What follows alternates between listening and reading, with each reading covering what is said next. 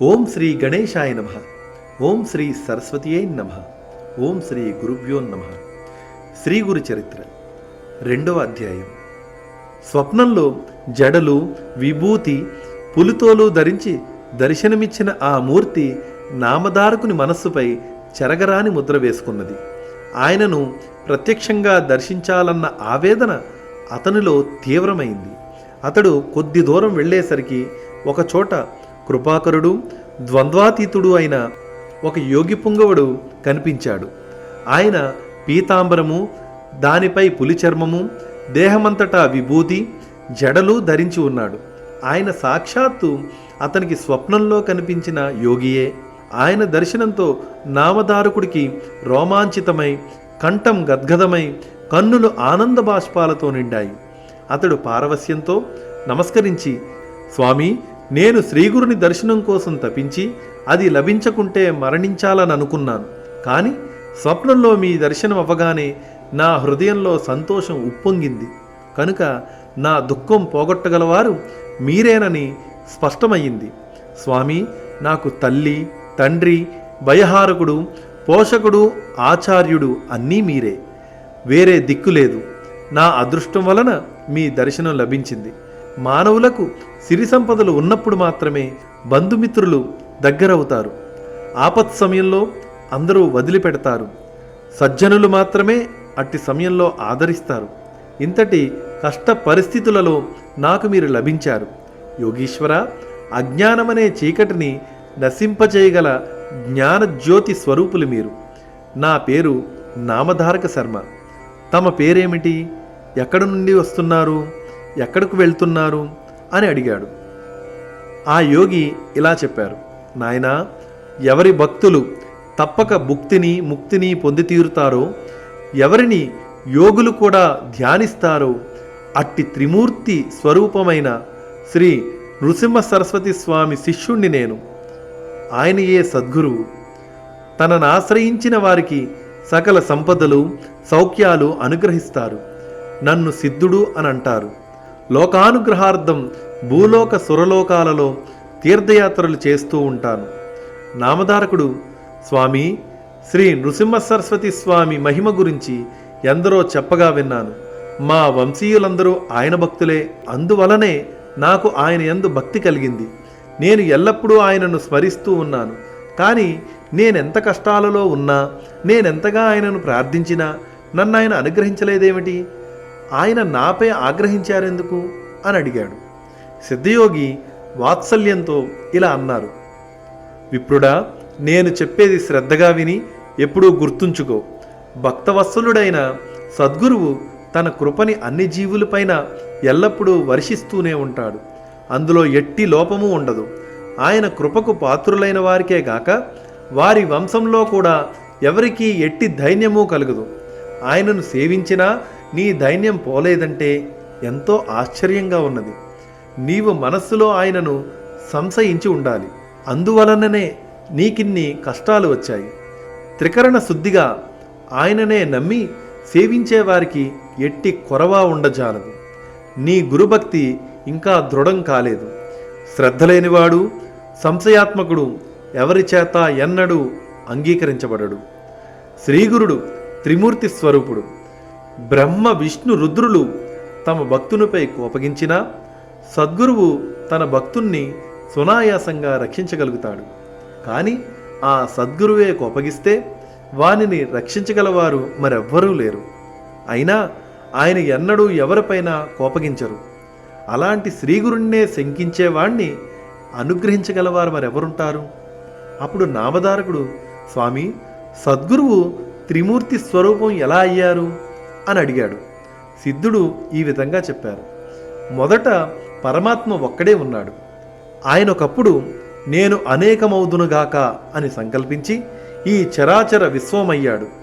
అందులోని జీవులను ఉద్ధరించడానికి తిరిగి ఆయనయే సద్గురువుగా అవతరిస్తూ ఉంటాడు. అందువలన సద్గురువును తప్పక ఆశ్రయించాలి. శిష్యునికి తత్వజ్ఞానం కలిగించడం వలన, అజ్ఞానం నుండి రక్షించడం వలన, జన్మ పరంపరలను నశింపజేయడం వలన గురువు సృష్టి, స్థితి, లయలకు కారణమైన త్రిమూర్తుల స్వరూపమయ్యారు అని చెప్పాడు సిద్ధుడు. అంతటా నామధారకుడు, స్వామి, దేవతలు కోపించిన సద్గురువు రక్షించగలరు అని అంటీరే కదా, అది ఎలా సంభవము? అందుకు తార్కాణమేమి? నా సందేహం తీర్చి నా మనస్సుకు స్థిరం ప్రసాదించండి అని వేడుకున్నాడు. సిద్ధుడు అతని జిజ్ఞాసకు సంతోషించి ఇలా చెప్పడం ప్రారంభించాడు. నీవు బుద్ధిమంతుడవు, మంచి ప్రశ్న వేశావు. మొదట ఒక్కడిగానున్న పరమాత్మ తాను అనేకమవ్వాలని సంకల్పించాడు. ఆ సంకల్పమే ఈ జగత్తును సృష్టించిన మాయాశక్తి. మొదట ఆ నారాయణుని యొక్క నాభి నుండి ఒక కమలము, ఆ కమలం నుండి బ్రహ్మ పుట్టారు. అతడు శ్రీ మహావిష్ణువు యొక్క ఆజ్ఞను అనుసరించి ఆయన నుండి వెలువడిన వేదాలలో వర్ణించబడిన రీతిన విశ్వమంతటిని సృష్టించాడు. మొదట ఆయన బ్రహ్మనిష్ఠులైన సనక, సనందన, సనత్కుమార, సనత్సుజాతలను, తరువాత ప్రజాపతులైన మరీచి, అత్రి, అంగీరస, పులహ, పులస్త్య, క్రతు, వశిష్ఠులను సృష్టించాడు. తర్వాత ముల్లోకాలను, దేవతలను, నానా విధములైన జీవరాశిని, మానవులను సృష్టించాడు. వారి వారి పూర్వజన్మ సంస్కారములను అనుసరించి ఉత్తమమైన వర్ణాశ్రమ ధర్మాలను ఏర్పరిచాడు. అలాగే 4 యుగాలను సృష్టించి క్రమపద్ధతిన వాటిని భూమిపై ప్రవర్తింపజేశాడు. మొదటగా ఆయన సత్యమే ఆకారముగా కలిగి యజ్ఞోపవీతము, ఆభరణములు ధరించి ఉన్న కృతయుగాన్ని భూలోకంలో 17,28,000 సంవత్సరాలు ప్రవర్తించి రమ్మని ఆదేశించాడు. జ్ఞాన వైరాగ్యాలు ఈ కృతయుగ లక్షణాలు. అది పూర్తయ్యాక ఆయన దృఢమైన శరీరం కలిగి ఉండి చేతిలో యజ్ఞ సామాగ్రి ధరించిన త్రేతాయుగాన్ని పిలిచి భూమిపై 12,96,000 సంవత్సరాలు తన ధర్మాన్ని ప్రవర్తింపజేయమని ఆదేశించాడు. అందుకే ఆ యుగంలో అందరూ ధర్మశాస్త్రం ఎరిగి యజ్ఞ యాగాదులను అనుష్ఠించేవారు. అటు తర్వాత బ్రహ్మ ఖడ్గము, మంచంకోడు, ధనుర్బాణాలు ధరించిన ద్వాపరయుగాన్ని పిలిచి భూమిపైన 8,64,000 సంవత్సరములు తన ధర్మాన్ని ప్రవర్తింపజేయమని ఆదేశించాడు. అందుకే ఆ యుగంలో శాంతి, ఉగ్రత్వము, దయా, కాఠిన్యము మొదలైన పరస్పర విరుద్ధములైన గుణములతో మానవులు జీవించారు. అటు తర్వాత బ్రహ్మదేవుడు కలిపురుషుడిని పిలిచాడు. ఈ కలిపురుషుడు మలినుడు. తగువులంటే అతడికి ఎంతో ఇష్టం. కలి అంటేనే తగువు. అతడు క్రూరుడు, వైరాగ్యమే లేనటువంటి వాడు. పవిత్రత అంటేనే గిట్టనివాడు. అతడు తన ఎడమ చేతితో తన మర్మావయవాన్ని, కుడి చేతితో తన నాల్కను పట్టుకొని ఆనందంతో గెంతులు వేస్తూ వచ్చాడు.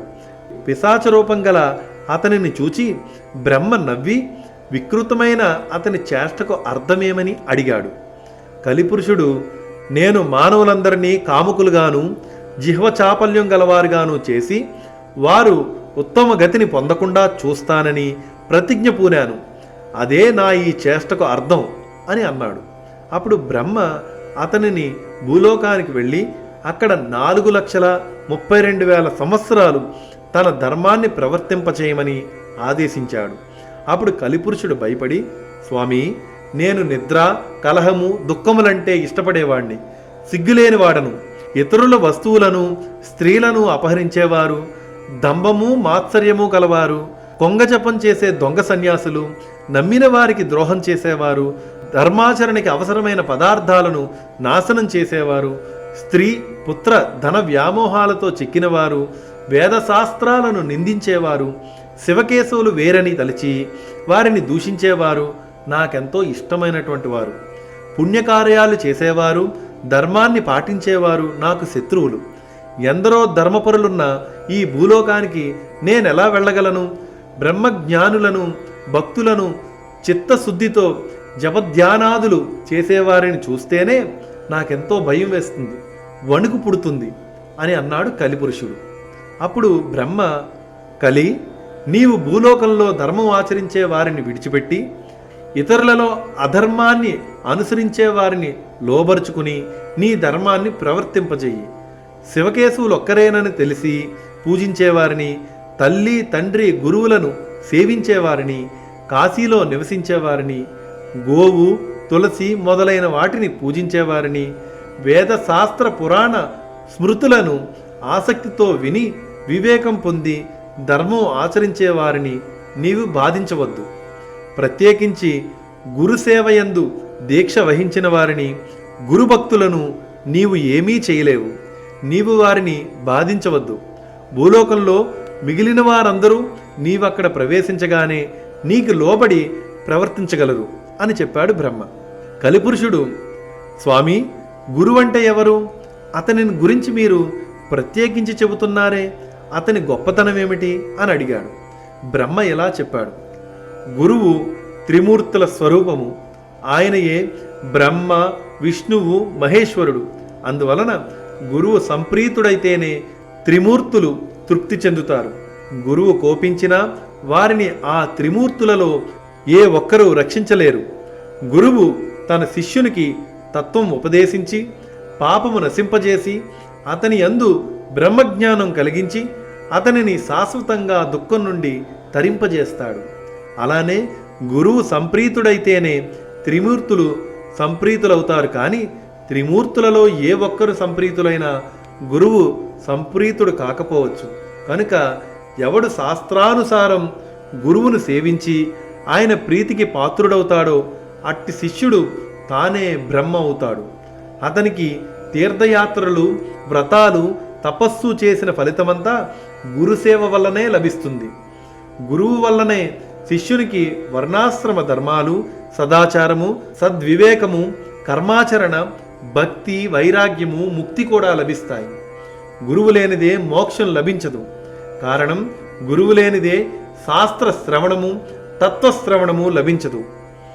అవి రెండూ లభించకుంటే మానవులకు నీ వలన భయం తప్పదు.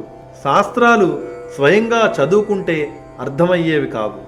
శాస్త్రాలను సార్థకమైన రీతిన వివరించడం సద్గురువుకు మాత్రమే సాధ్యం. అందుచేత ఆయన జ్ఞాన జ్యోతి స్వరూపము. సద్గురు సేవ వలన సర్వమూ సిద్ధిస్తుంది. అందుకు తార్కాణం చెబుతాను విను. పూర్వం గోదావరి నదీ తీరంలో అంగీరస మహర్షి ఆశ్రమంలో అనేక మంది సద్బ్రాహ్మణులు వ్రతదీక్ష పూని ఉన్నారు. తపస్సు చేస్తూ ఉండేవారు. వారిలో పైలిని కుమారుడు వేదధర్ముడనే ముని ఉండేవాడు. ఆయనకెందరో శిష్యులుండేవారు. ఒకసారి ఆయన తన శిష్యుల యొక్క భక్తి శ్రద్ధలను పరీక్షించదలిచి అందరినీ పిలిచి ఇలా అన్నారు: నా పూర్వజన్మ పాపాలలో ఎక్కువ భాగం ఈ జన్మలో తపస్సుతో నశింపజేసుకున్నాను. మిగిలి ఉన్న కొంచెము అనుభవిస్తే కాని తీరదు. ఒకవేళ దానిని నా తపశ్శక్తితో పోగొట్టుకున్నా అది మోక్షానికి విఘ్నం కలిగిస్తుంది. అందువలన నేను సర్వపాపహరమైన కాశీనగరానికి వెళ్ళి ఆ కర్మశేషం అనుభవించి దాన్ని నశింపజేసుకుంటాను. అక్కడ నా పూర్వ పాపాన్ని అనుసరించి కుష్ఠిరోగిగా, కుంటివాడిని, గుడ్డివాడిని అయ్యి 21 సంవత్సరాలు కర్మఫలం అనుభవిస్తాను. అంతకాలము అక్కడ నాకు తోడుగా ఉండి సేవ చేయగలవారు మీలో ఎవరున్నారు అని అడిగాడు. గురుసేవలో లోపం వస్తే ఏమి ప్రమాదమోనన్న భయంతో శిష్యులందరూ మౌనం వహించారు. కానీ దీపకుడనే శిష్యుడు ఆయనకు నమస్కరించి, స్వామి, మోక్షానికి విఘ్నం కలిగించే పాపశేషం ఉంచుకోరాదు. కానీ మీరు అనుమతిస్తే మీ బదులు ఆ పాపం నేనే అనుభవించి మీకు సేవ చేస్తాను, అనుగ్రహించండి అని విన్నవించుకున్నాడు. అప్పుడు ఆ గురువు సంతోషించి, ఈ పాపం నేను అనుభవించవలసిందే, వేరొకరు అనుభవిస్తే తీరేది కాదు. రోగి కంటే అతనికి సేవ చేసేవారికే కష్టం ఎక్కువ. అందుకు నీకిష్టమైతే నీవు నాతో కూడా రావచ్చు అని అన్నారు. దీపకుడు అందుకు అంగీకరించి గురువును కాశీకి తీసుకుని వెళ్ళాడు. అక్కడ వేదధర్ముడు మణికర్ణికా ఘట్టంలో స్నానం చేసి మణికర్ణికకు నమస్కరించి విశ్వనాథుణ్ణి పూజించాడు. అటు తర్వాత కంబలాస్వతర ప్రదేశములో దీపకుడు నిర్మించిన కుటీరంలో నివసించసాగాడు. వెంటనే ఆయనకు కుష్ఠరోగము, కుంటితనము, గుడ్డితనము వచ్చాయి. ఆయన శరీరమంతా కుష్ఠరోగంతో కుళ్ళిపోయి పురుగులు పడి దుర్వాసన కొట్టసాగింది. దానికి తోడు మతిస్థిమితం కూడా తప్పింది. సహజంగా ఎంతో ప్రేమమూర్తి అయిన ఆ ముని ఎంతో క్రూరంగా ప్రవర్తించసాగాడు. దీపకుడు మాత్రం తన గురువు సాక్షాత్తు విశ్వనాథుడి స్వరూపం అని విశ్వసించి నిత్యము ఆయన శరీరం శుభ్రం చేసి సర్వోపచారాలతో పూజ చేసి అన్నం తెచ్చి పెడుతూ ఉండేవాడు. ఆ ముని మాత్రం అతనిని ఎన్నో రీతుల బాధిస్తూ ఉండేవాడు. అతడు మంచి అన్నం తెచ్చిపెట్టినా కూడా కొంచెమే తెచ్చాడని కోపగించేవాడు. ముని దానిని నేలపై విసిరి కొట్టేవాడు.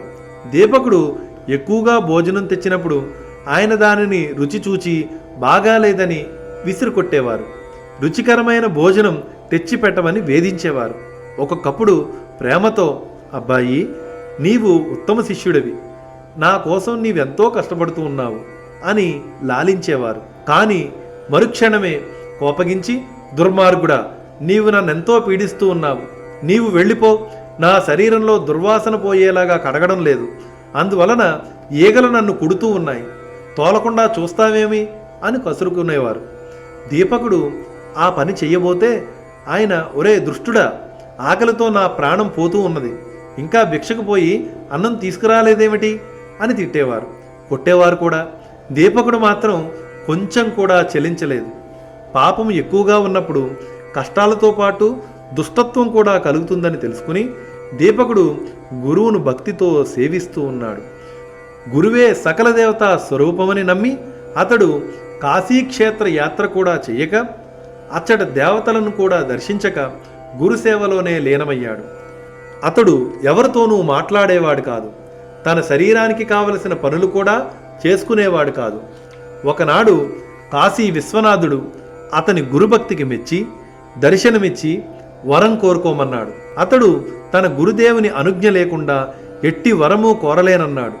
తన గురువు వద్దకు వెళ్ళి వారి వ్యాధి తగ్గేలా తాను వరం కోరుకోవడం ఆయనకిష్టమేనా అని వేదధర్ముడిని విచారించాడు.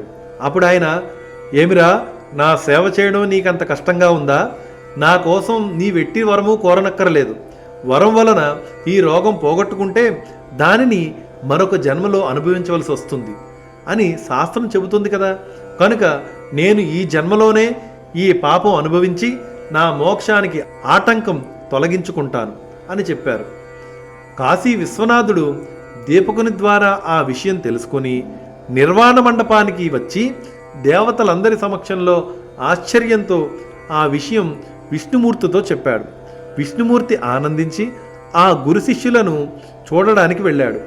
ఆయనను చూడగానే దీపకుడు నమస్కరించి, స్వామి, వరాలను కోరి మీకోసం తపస్సు చేస్తున్న వారిని ఉపేక్షించి మిమ్మల్ని ఎన్నడూ సేవించని నాకు మాత్రమే దర్శనమిచ్చారేమిటి అని అడిగాడు.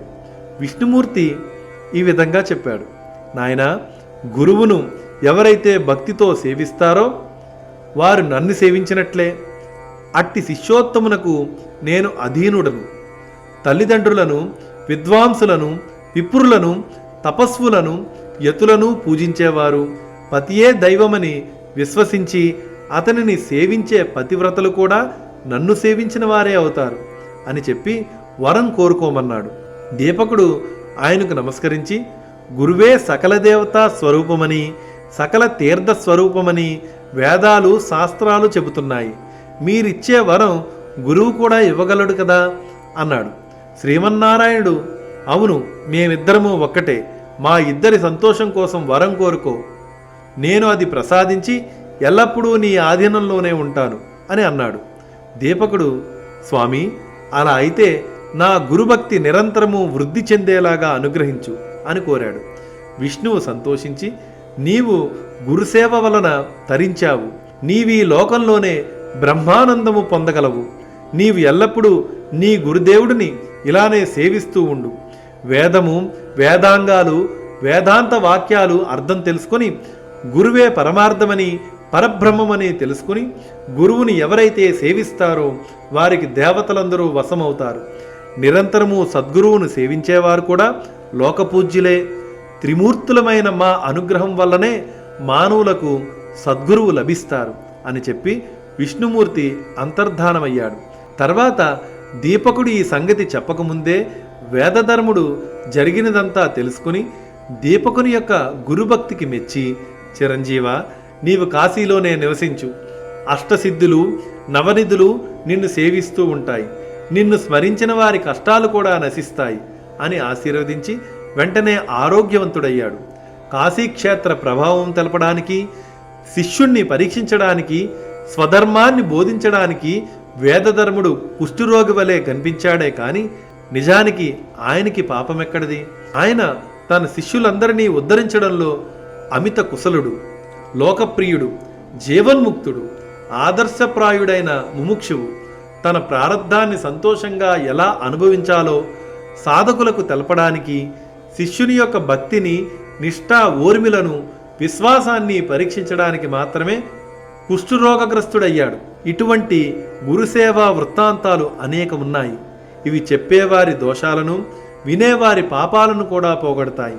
ఓ కలిపురుష, కలియుగం ఆరంభమవుతూ ఉన్నది కనుక నీవు భూలోకానికి వెళ్ళు, కానీ సద్గురు భక్తులను నీవు కంటితోనైనా చూడవద్దు సుమా అని బ్రహ్మదేవుడు ఆదేశించాడు.